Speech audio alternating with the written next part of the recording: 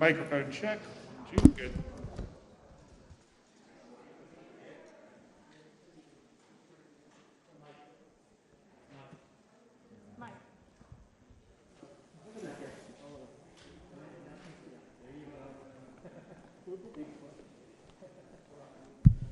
VOG announced test, mic test, 1, 2, 3, 4.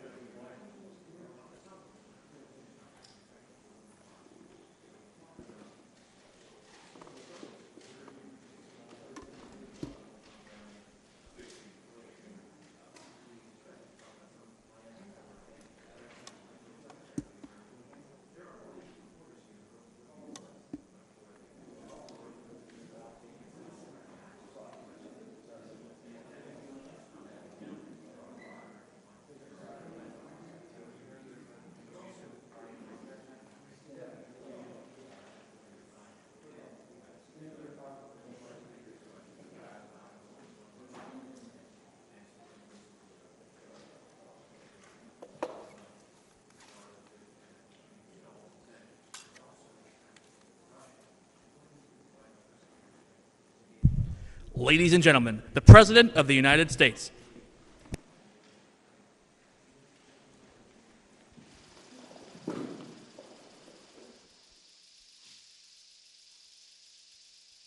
Hello, folks. Thanks for being here. Well, good afternoon, everyone. Tomorrow will mark 1 year since I took office. It's been a year of challenges, but it's also been a year of enormous progress. We went from 2 million people being vaccinated at the moment I was sworn in to 210 million Americans being fully vaccinated today. We created 6 million new jobs, more jobs in 1 year than any time before. Unemployment dropped, the unemployment rate dropped to 3.9%. Child poverty dropped by nearly 40%, the biggest drop ever in American history. New business applications grew by 30%, the biggest increase ever. And for the first time in a long time, this country's working people actually got a raise. People, the bottom 40%, saw their income go up, the most of all those that got a raise. We cut health insurance premiums for millions of American families, and we just made surprise medical bills illegal in this country.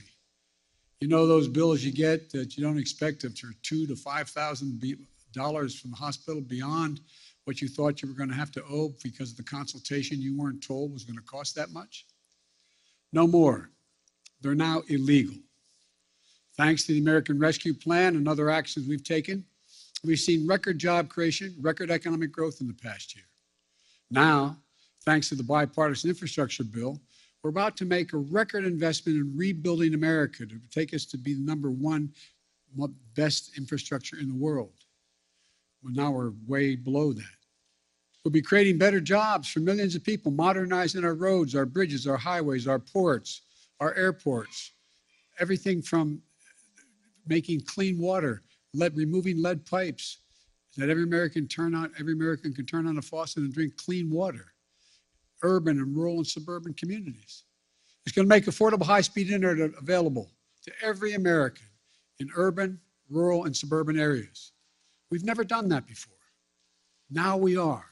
We're in the process of getting that done.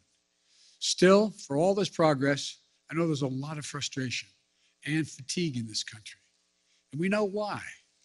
COVID-19, Omicron has now been challenging us in a way that it's the new enemy.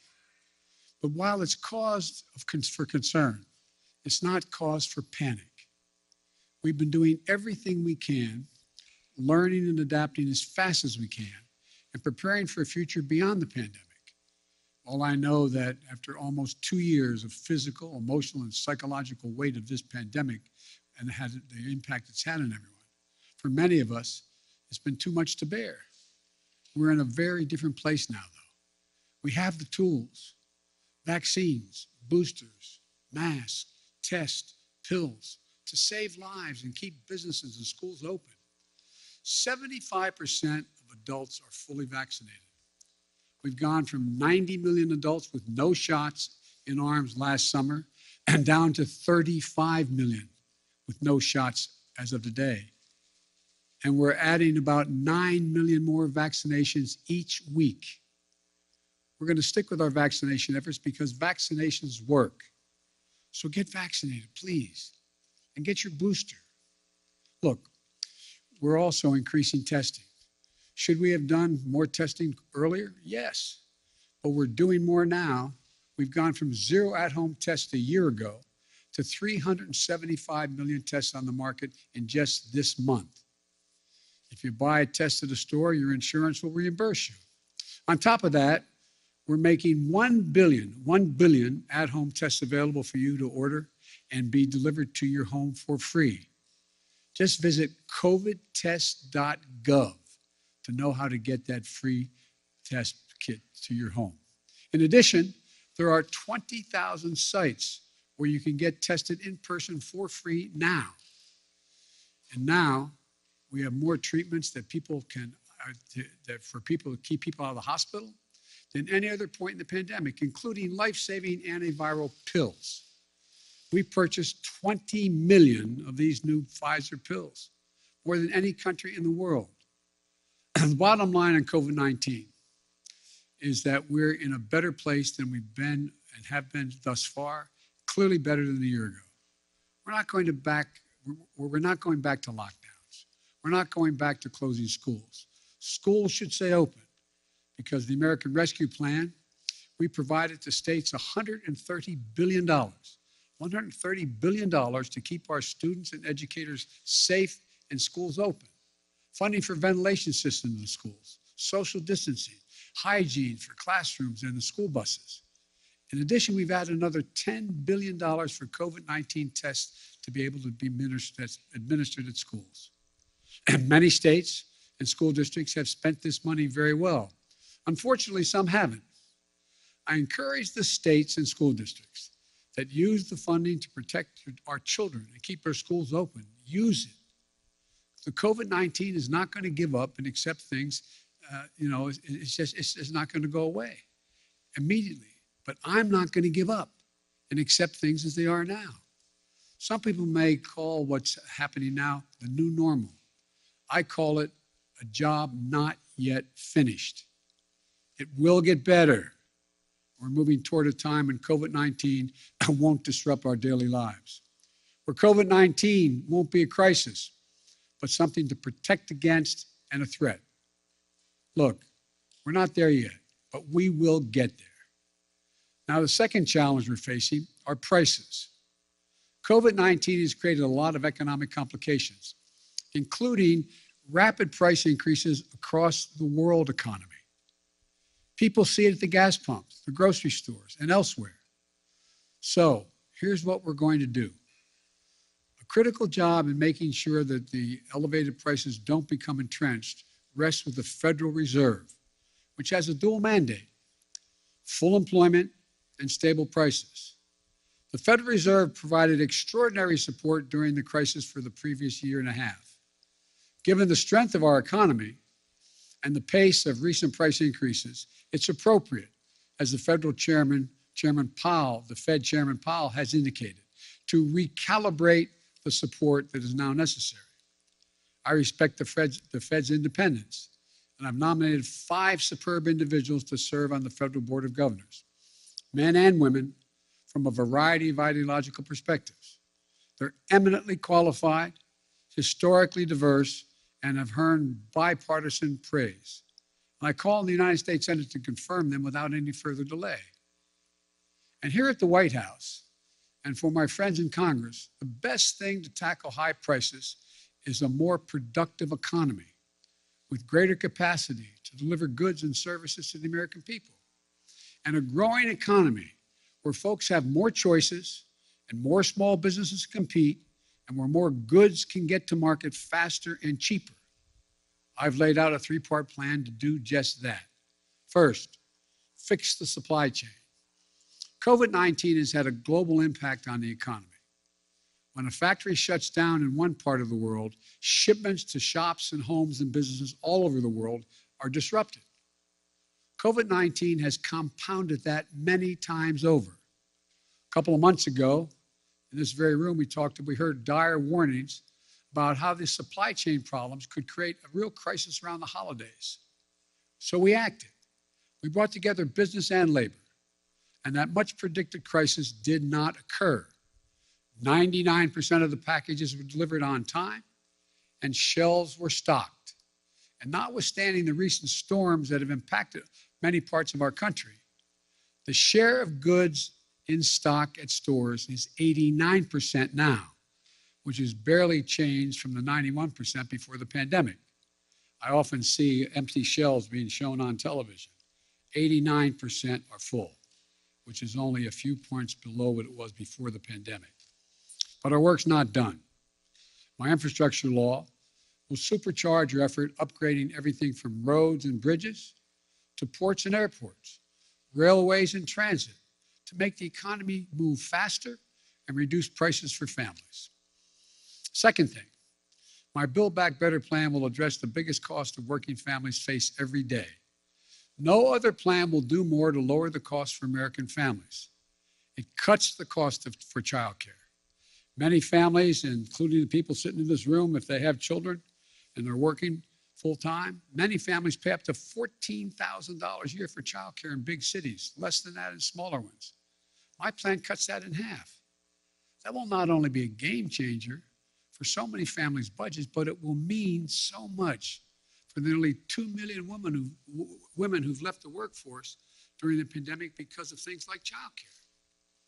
My Build Back Better plan cuts the price of prescription drugs. So insulin, that today costs some people as much as $1,000 a month, will cost no more than $35 a month.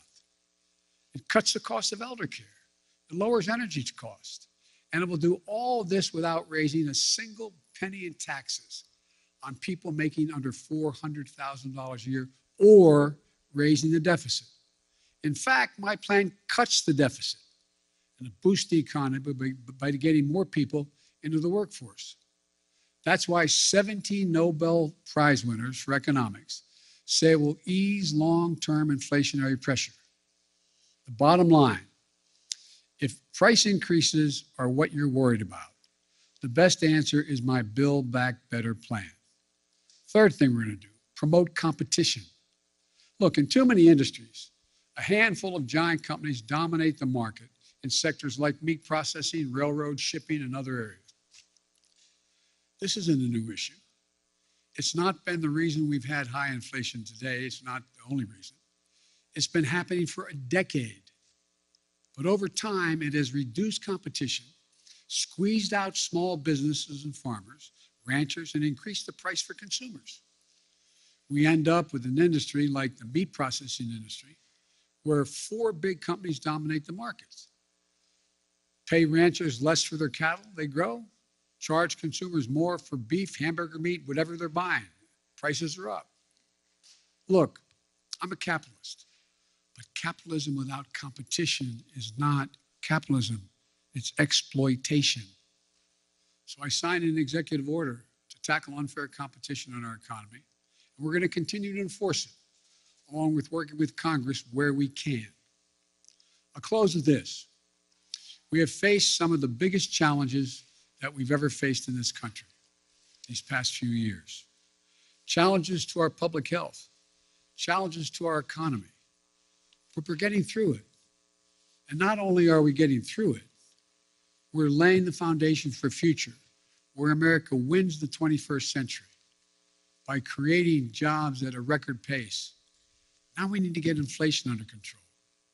We have developed an extraordinarily effective booster shots and antiviral pills. Now we need to finish the job to get COVID-19 under control. I've long said, it's never been a good bet to bet against the American people or America. I believe that more than ever today. We've seen the grit and determination of the American people this past year. But the best days of this country are still ahead of us, not behind us. Now, I'm happy to take questions. Yes. Thank you, Mr. President. I know some of my colleagues will get into some specific issues, but I wanted to zoom out on your first year in office. Inflation is up. Your signature domestic legislation is stalled in Congress. In a few hours from now, the Senate, an effort in the Senate to deal with voting rights and voting reform legislation is going to fail. COVID-19 is still taking the lives of 1,500 Americans every day, and the nation's divisions are just as raw as they were a year ago. Did you overpromise to the American public what you could achieve in your first year in office, and how do you plan to course correct going forward? Why are you such an optimist? Look, I didn't overpromise, but I have probably outperformed what anybody thought would happen. The fact of the matter is that we're in a situation where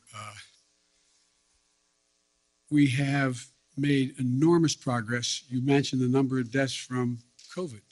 Well, it was 3 times that not long ago.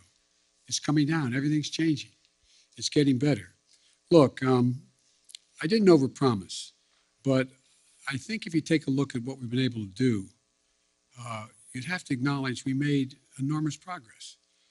But one of the things that I think is something that, one thing I haven't been able to do so far is get my Republican friends to get in the game of making things better in this country.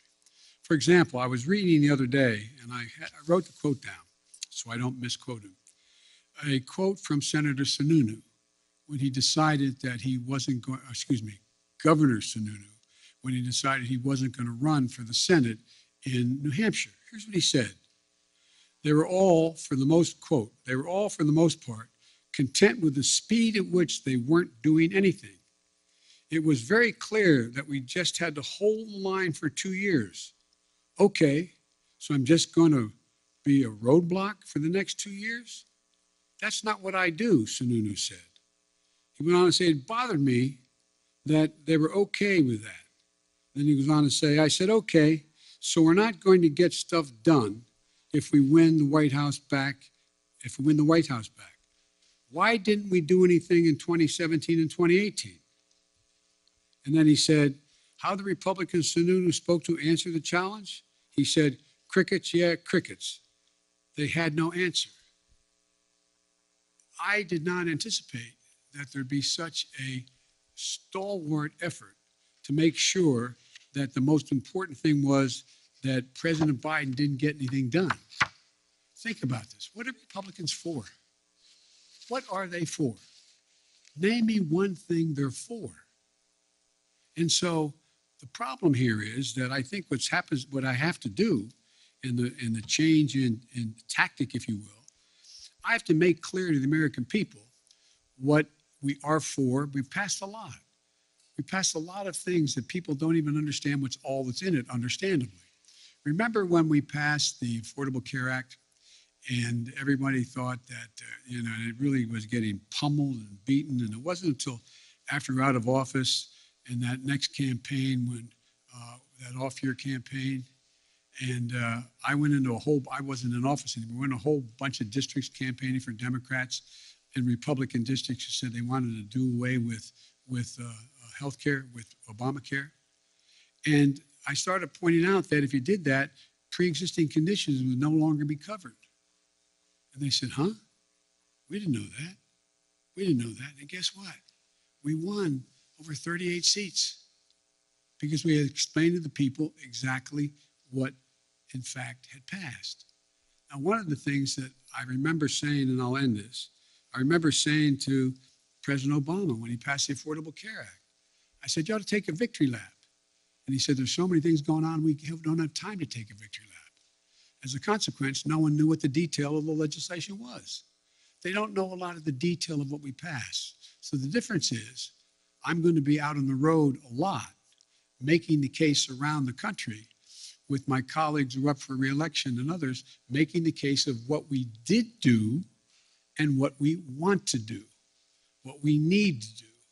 And so I don't think I've overpromised at all, and I'm going to stay on this track. You know, one of the things that I remember, and I'll end this with, I was talking with, Jim Clyburn, who was a great help to me in the campaign in South Carolina. And Jim said, and when he endorsed me, and there was a clip on television in the last couple of days of Jim, and it said that we want to make things accessible and affordable for all Americans. That's healthcare. That's education. That's prescription drugs. That's making sure you have access to all the things that everybody else has. We can afford to do that. We can't afford not to do it. So I tell my Republican friends, here I come.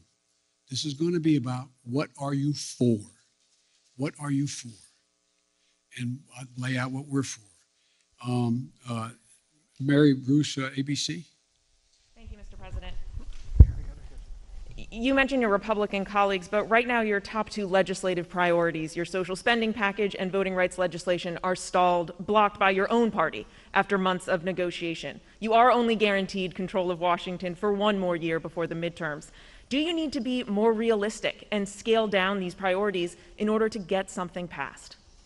No, I don't think so. When you say more realistic, I think it's extremely realistic to say to people, because let me back up. You all really know the politics of this country and your networks and others. You spend a lot of time, which I'm glad you do, polling this data, determining what the American people's attitudes are, et cetera. The American people overwhelmingly agree with me on prescription drugs. They overwhelmingly agree with me on the cost of education. They overwhelmingly agree with me on early education. They overwhelmingly go on the list on child care. And so we just have to make the case of what we're for and what the other team's not for. Look, we knew all along that a lot of this was going to be an uphill fight. And one of the ways to do this is to make sure we make the contrast as clear as we can. And one of the things that I think we're going to have to do is just make the case. I don't think there's anything unrealistic about what we're asking. I'm not asking for castles in the sky. I'm asking for practical things the American people have been asking for a long time, And I think we can get it done. You say, though, that you're not going to scale down any of these priorities, but so far that strategy isn't working. You haven't been able to get some of these big legislative ticket items done. I got two real big ones done, bigger than any president has ever gotten in the first year. But currently, Mr. President, your spending package, voting rights legislation, they're not going anywhere. So that's true. Is there anything that you are confident you can get signed into law before the midterm elections? Yes, I'm confident we can get pieces, big chunks of the Build Back Better law signed into law. And I'm confident that we can take the case to the American people that the people they should be voting for who are going to oversee whether the elections, in fact, are legit or not, should not be those who are being put up by the Republicans to determine that they're going to be able to change the outcome of the election. So whether or not we can actually get election, and by the way, I haven't given up. We haven't finished the vote yet on what's going on voting rights and the John Lewis bill and others. But so look, I've been engaged a long time in public policy, and I don't know many things that have been done in one fell swoop. And so I think the most important thing to do is try to inform, not educate, inform the public of what's at stake in stark terms, and let them make judgments and let them know who's for them and who's against them, who's there and who's not there, and make that the case. And that's what I'm going to be spending my time doing in this off-year election. You mentioned Republicans and reaching out to them. Some Republicans who may be open to major changes on voting rights, for instance, like Mitt Romney, he says he never even received a phone call from this White House. Why not? I like Mitt. Look, Mitt Romney's a straight guy. One of the things that we're doing, I was trying to make sure we got everybody on the same page in my party on this score. And I didn't call many Republicans at all. The fact is that I do think that Mitt is a serious guy. I think we can get things done. I think I predict to you they'll get something done on the electoral reform side of this. But rather than judge what's going to get done and not get done, all I can say is I'm going to continue to make the case why it's so important to not turn the electoral process over to political persons who are set up deliberately to change the outcome of elections. Allison Harris, please.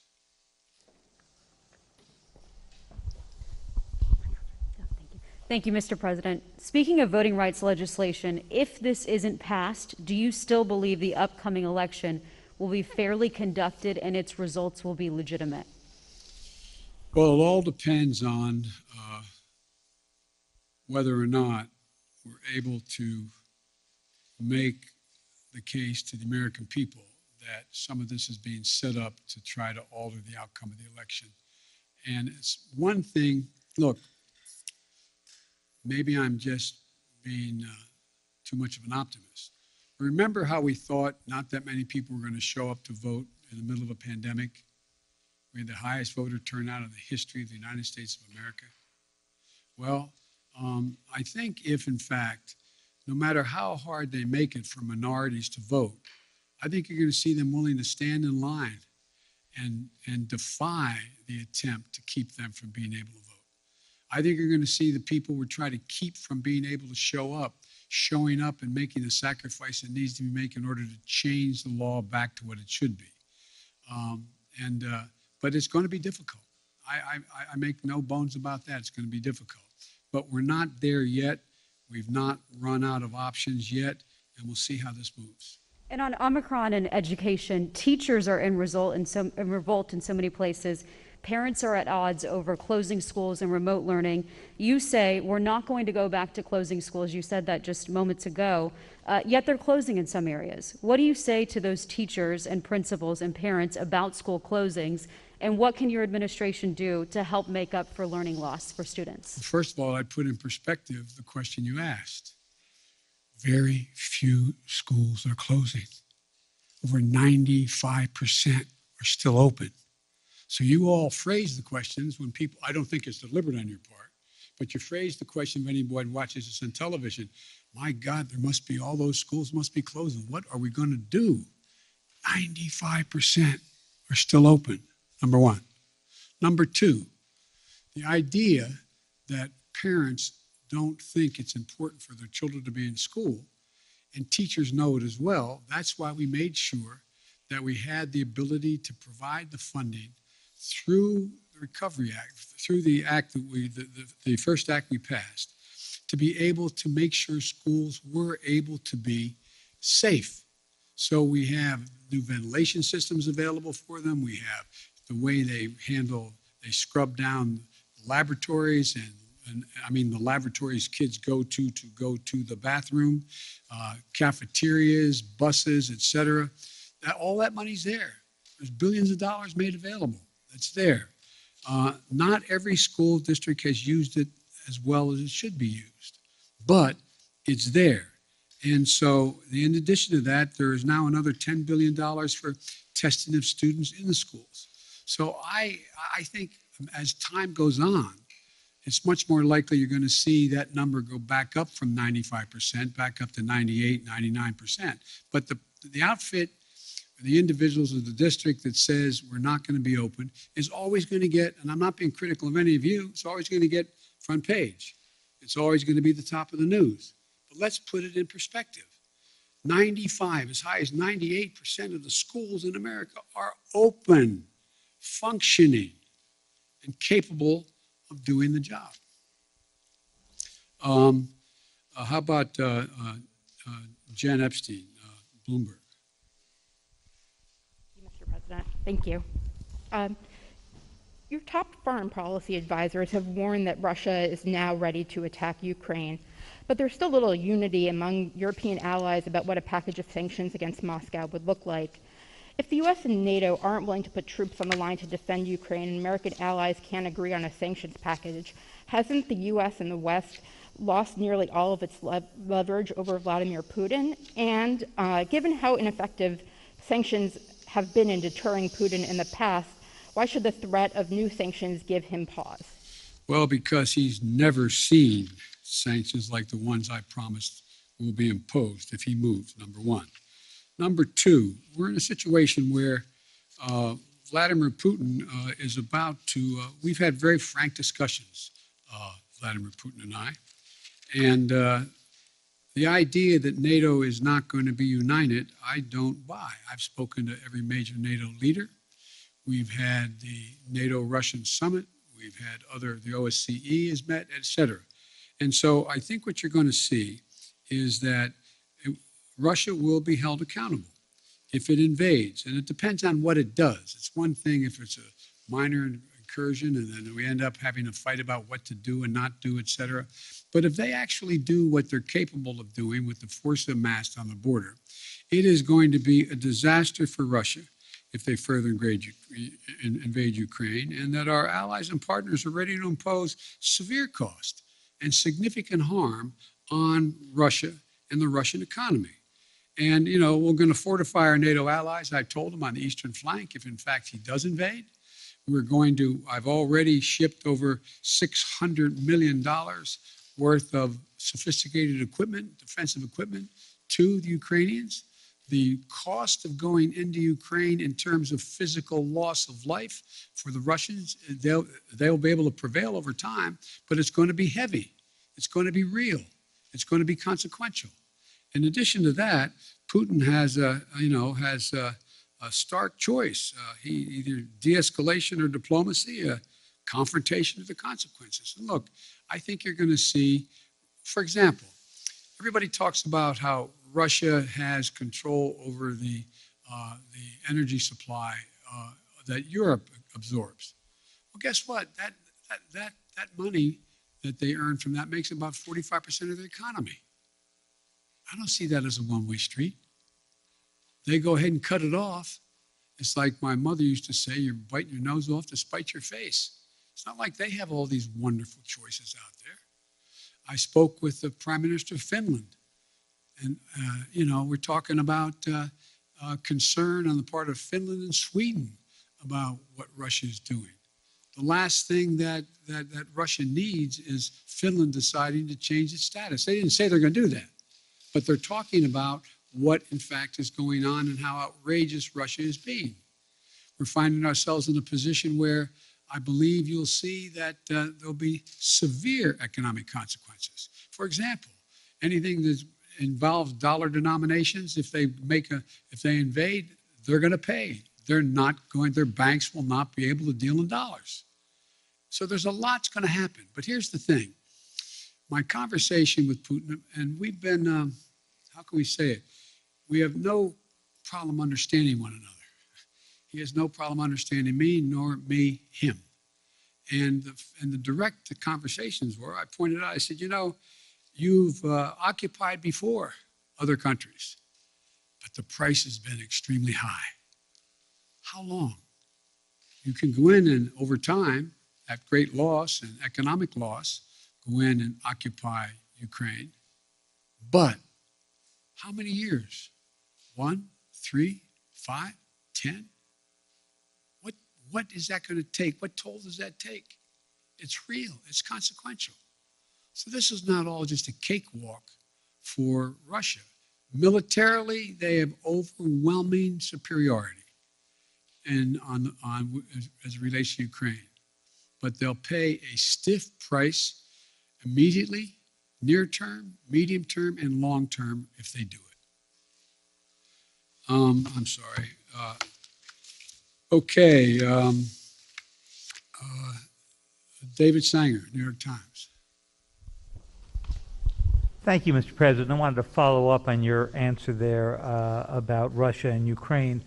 When you were in Geneva in June, you said to us about President Putin, I think the last thing he wants now is a Cold War. Now, since then, of course, you've seen him gather these troops, 100,000 troops around Ukraine. Your Secretary of State said today he thought he could invade it at any moment. You've seen the cyber attacks, and you've seen the demand that he have a sphere of influence in which you would withdraw all American troops and nuclear weapons from what used to be the Soviet bloc. So I'm wondering if you still think that the last thing he wants is a Cold War. And has your view of him changed in the past few months? And if it has, and he does invade, would your posture be to really move back to the kind of containment policy that you saw so often when you were still in the Senate?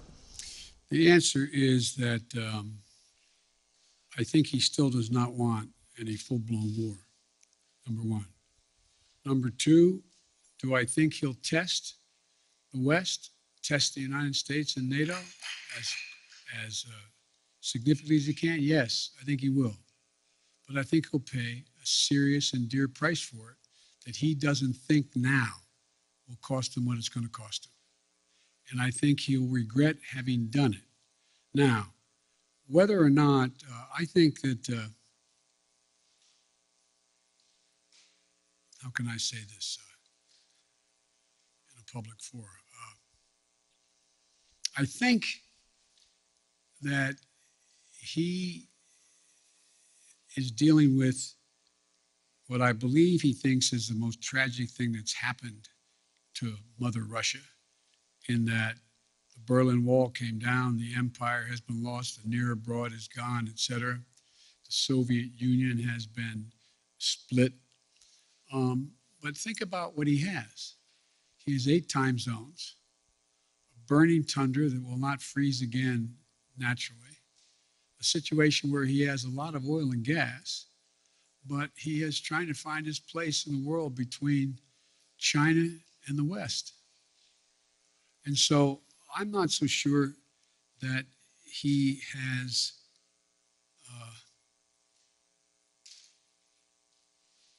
David, I'm not so sure he is certain what he's going to do. My guess is he will move in. He has to do something. And by the way, I've indicated to him the 2 things he said to me that he wants guarantees on. One is Ukraine will never be part of NATO. And 2, that NATO or there will not be strategic weapons stationed in Ukraine.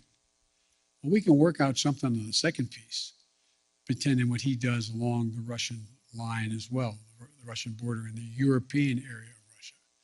On the first piece, we have a number of treaties internationally and in Europe that suggest that you get to choose who you want to be with. But the likelihood that Ukraine is going to join NATO in the near term is not very likely, based on much more work they have to do in terms of democracy and a few other things going on there, and whether or not the major allies in the West would vote to bring Ukraine in right now. So there's room to work if he wants to do that. But I think, as usual, he's going to,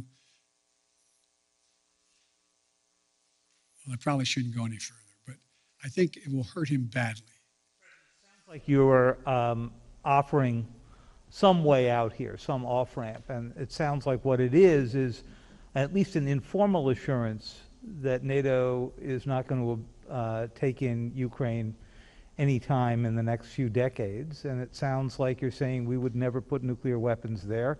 He also wants us to move all of our nuclear weapons out of Europe and not have troops rotating through the old Soviet bloc. Do you think there's space for there as well? No, there's not space for that. we won't permanently station, but the idea we're going to actually increase troop presence in Poland or Romania, et cetera, if in fact he moves. Because we have a sacred obligation in Article 5 to defend those countries. They are part of NATO. We don't have that obligation relative to Ukraine, although we have great concern about what happens in Ukraine. Thank you. Maureen, USA Today. Thank you, Mr. President. I wanted to follow up on your comment on Build Back Better and also ask you a question about the pandemic. You said that you're confident you can pass big chunks of Build Back Better this year. Does that wording mean that you are thinking about, you're looking at breaking the package up into individual portions? And then on the pandemic, now that the Supreme Court has blocked the vaccination or test rule for larger businesses, are you reconsidering whether to require vaccines for domestic flights as a way to boost vaccination rates? No, look, first of all, on the last part of the question, the Supreme Court decision, I think, was a mistake, but you still see thousands and thousands of people who work for major corporations having to be tested as a consequence of the decision made by the corporation, not by the standard ISET that is there. I think you'll see that increase, not decrease, number one. What was the first part of your question? On your comment that you made, that you're confident Yes. that major chunks of Build Back Yes. Better can pass, are you breaking it up? Does that Yes, mean? well, it's clear to me that that we're going to have to probably break it up. I think that we can get, and I've been talking to a number of my colleagues on the Hill, I think it's clear that we would be able to get support for the $500+ billion for energy and the environmental issues that are there, number one. Number two, I know that the two people who've opposed, on the Democratic side at least, support a number of the things that are in there. For example, Joe Manchin strongly supports early education, 3 and 4 years of age, strongly supports that. There is strong support for, I think, a number of the way in which to pay for these, pay for this proposal. So I think there is. I'm not going to negotiate against myself as to what should and shouldn't be in it, but I think we can break the package up, get as much as we can now, and come back and fight for the rest later.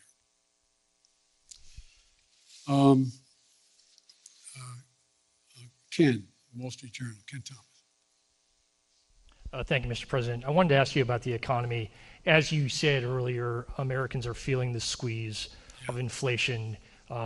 Oil prices have been at about a 7-year high recently.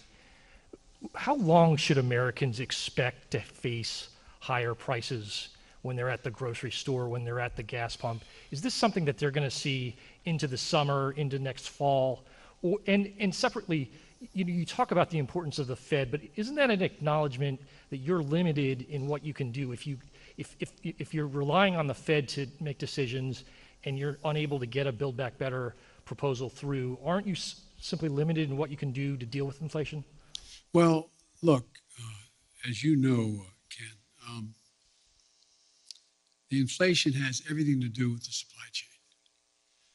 And I think what you're seeing is that we've been able to make progress on speeding up the access to materials. For example, 1/3 of the increase in cost of living is the cost of automobiles. The reason automobiles have skyrocketed in price is because of the lack of computer chips. So we have the capacity, and we're going to do everything in our power to do it, to become self-reliant on the computer chips that we need in order to be able to produce more automobiles. That's underway. We've already passed, within the context of another bill, money for that in the House of Representatives, before the House of Representatives now. But I think there's a way we can move to, if we can move to get, for example, that one thing done, it can make a big difference in terms of the cost of, the total cost of living. Now, with regard to the whole issue of energy prices, that gets a little more complicated, but you saw what happened when I was able to convince everyone from including China, India, a number of other countries to agree with us to go into their version of their petroleum reserve, to release more into the market. So that brought down the price about 12, 15 cents a gallon, some places more. There's going to be a reckoning along the line here as to whether or not we're going to continue to see oil prices continue to go up in ways that are going up now relative to what impact that's going to have on the producers. And so it's going to be hard. I think that's the place where most middle-class people, working-class people get hit the most. They pull up to a pump and all of a sudden, instead of paying $2.40 a gallon, they're paying $5 a gallon. That's going to be really difficult. But so we're going to continue to work on trying to increase oil supplies that are available. And I think there's ways in which we can be of some value added in terms of the price of gas, natural gas and the like, to take the burden off the European countries that are now totally dependent on Russia. But it's going to be hard. It's going to be very hard. But I think that we have to deal with, for example, like I said, you have a circumstance where people are paying more for a pound of hamburger meat than they ever paid. Well, one of the reasons for that is you don't have that many folks out there that are the ones that are got the big four controlling it all. And so you're going to see more and more, we're going to move on this competition piece to allow more and more smaller operations to come in and be able to engage in buying and providing the access to much cheaper meat than exists now. But it's going to be a haul. Now, and I assume the reason you said if I can't get Build Back Better relates to what those 17 Nobel laureate economists said, that if in fact we could pass it, it would actually lower the impact on inflation, reduce inflation over time, et cetera. So there's a lot we have to do. It's not going to be easy, but I think we can get it done, but it's going to be painful for a lot of people in the meantime. That's why the single best way to take the burden off middle class and working class folks is to pass the Build Back Better piece that are things that they're paying a lot of money for now.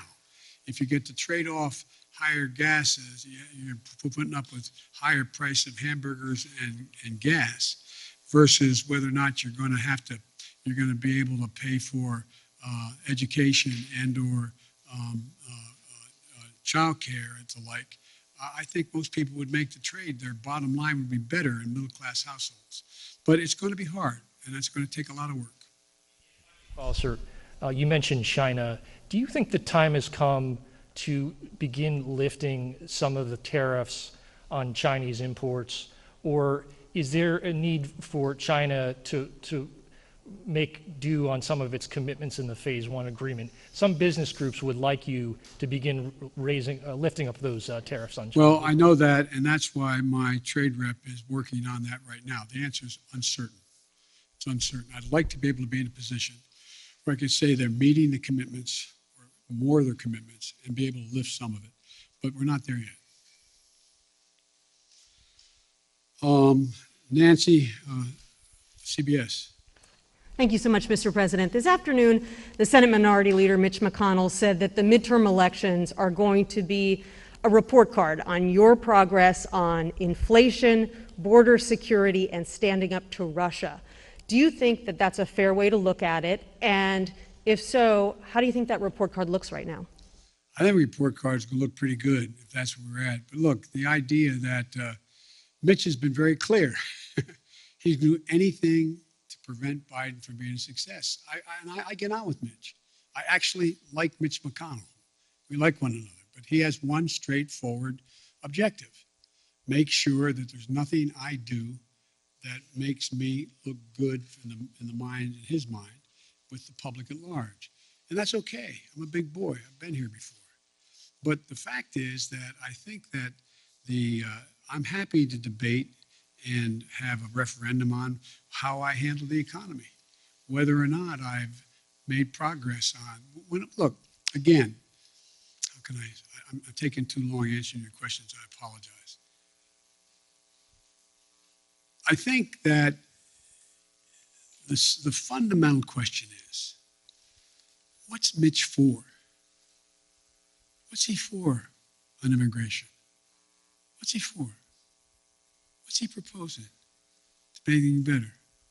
What's he for dealing with Russia? It's different than I'm proposing that many of his Republican friends or his colleagues are supporting as well.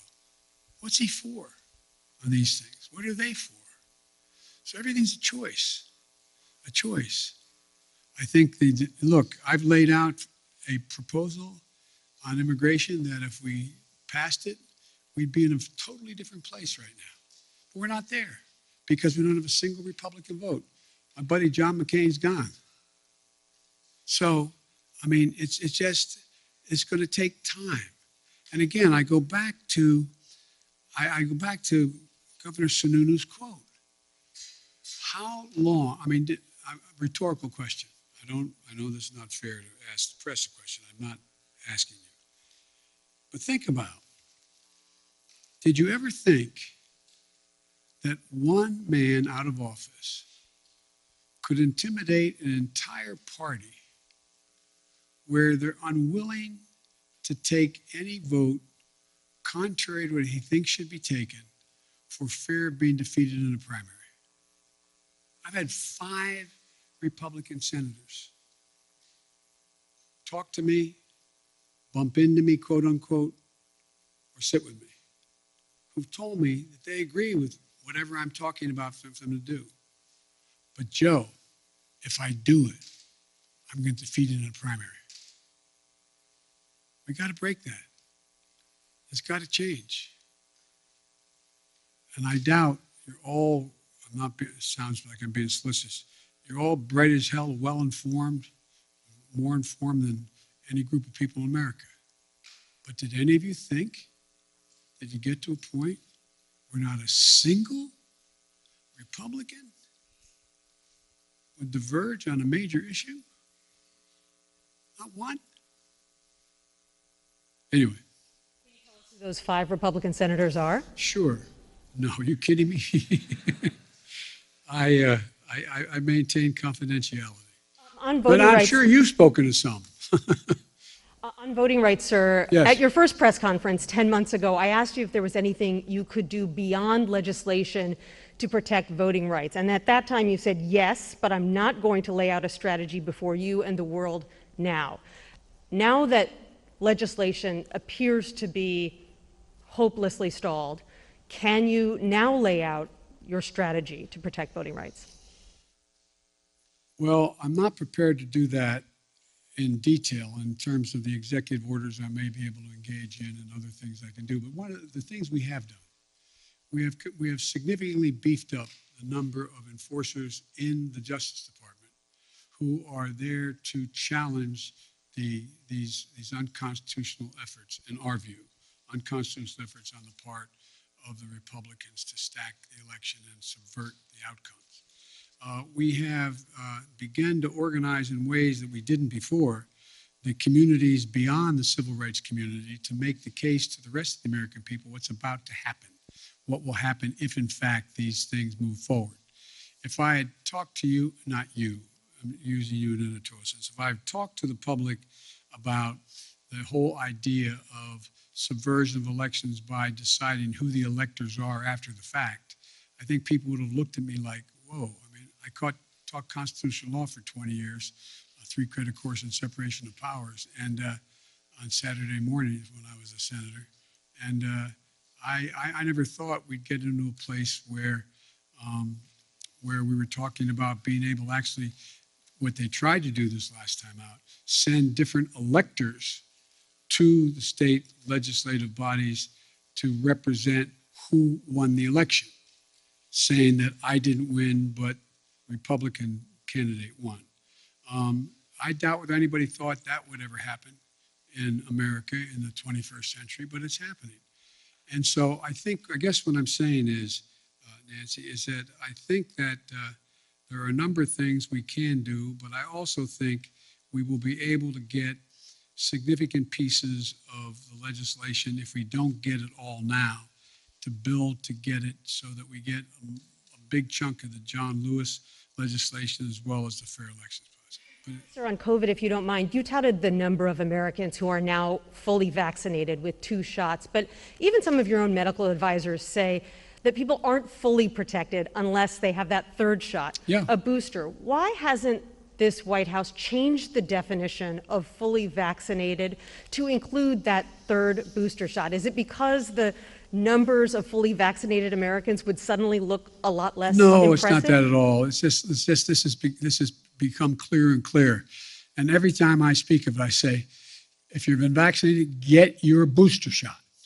Everybody get the booster shot. It's the optimum protection you can have.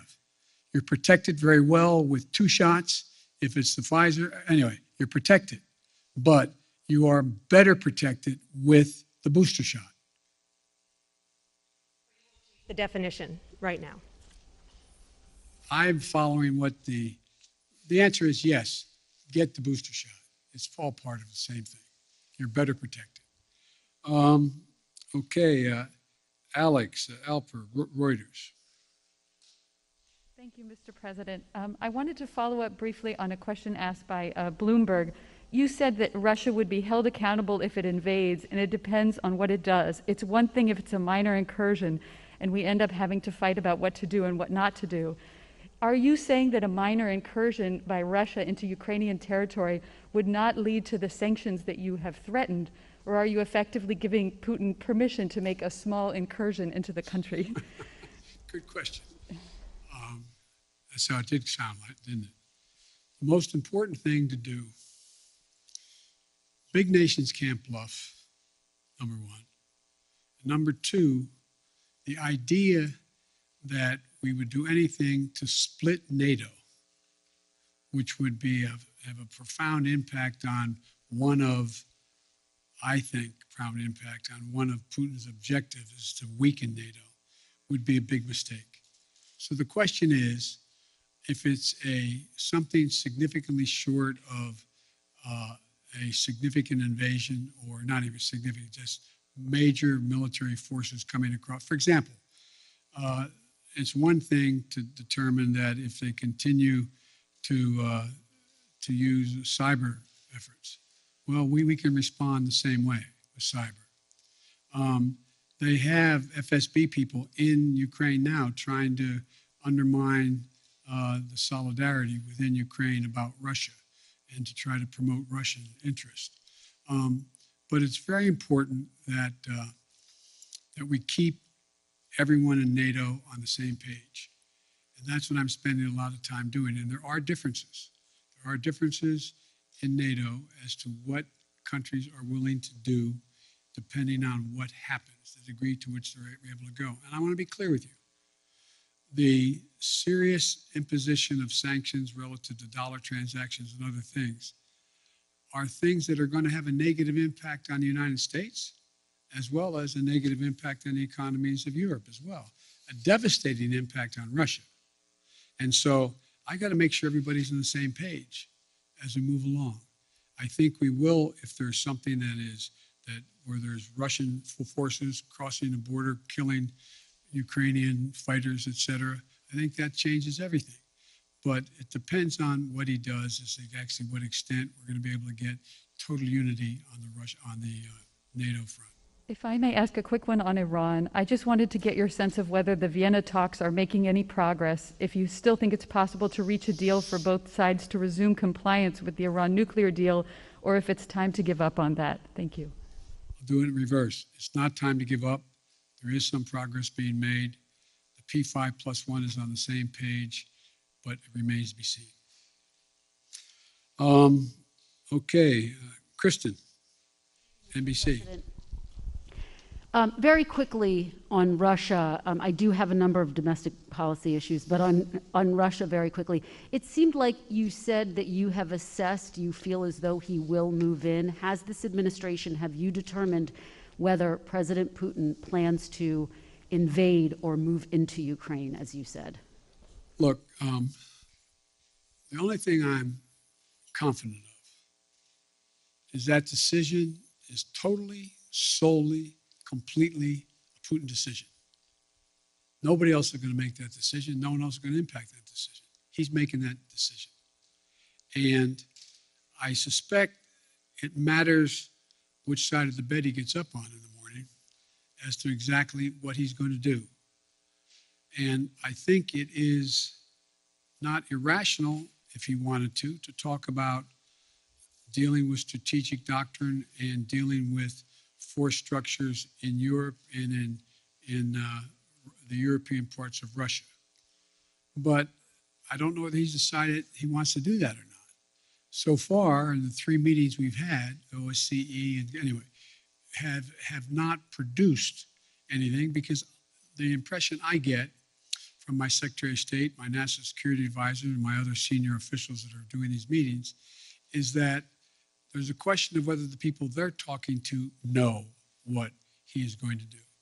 So the answer is, but based on a number of criteria as to what he could do. For example, for him to move in and occupy the whole country, particularly from the north, from Belarus, he's going to have to wait a little bit till the ground's frozen so he can cross.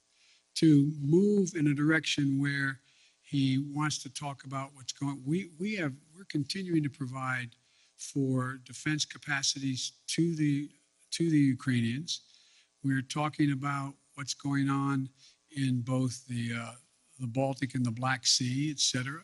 There's a whole range of things that I'm sure he's trying to calculate how quickly he can do what he wants to do and what does he want to do. But he's an informed individual. And I believe he's calculating what the immediate, short term, and the near term and the long term consequences of Russia will be. And I don't think he's made up his mind yet. I want to ask you about your domestic agenda. You've gotten a lot of questions about voting rights, Mr. President, but I want to ask you about black voters, one of your most loyal constituencies. Yep. I was in Congressman Clyburn's district yesterday in South Carolina. You opened this news conference talking about him. I spoke to a number of black voters who fought to get you elected, and now they feel as though you are not fighting hard enough for them and their priorities. And they told me they see this push on voting rights more as a last-minute PR push than it is a legitimate effort to get legislation passed. So what do you say to these black voters who say that you do not have their backs, as you promised on the campaign trail? I've had their back. I've had their back my entire career. I've never not had their back. And I started on the voting rights issues long, long ago. That's what got me involved in politics in the first place. And I think part of the problem is, look, there's significant disagreement in every community on whether or not the timing of assertions made by people has been in the most timely way. So I'm sure that there are those who are saying that why didn't Biden push John Lewis bill as hard as he pushed it the last month? Why didn't he push it 6 months ago as hard as he did now? The fact is that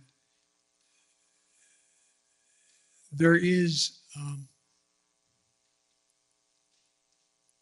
a timing that is not of one's own choice. It's somewhat dictated by events that are happening in country and around the world as to what the focus is. But part of the problem is, as well, I have not been out in the community nearly enough. I've been here an awful lot. I find myself in a situation where I don't get a chance to look people in the eye because of both COVID and things that are happening in Washington, to be able to go out and do the things that I've always been able to do pretty well.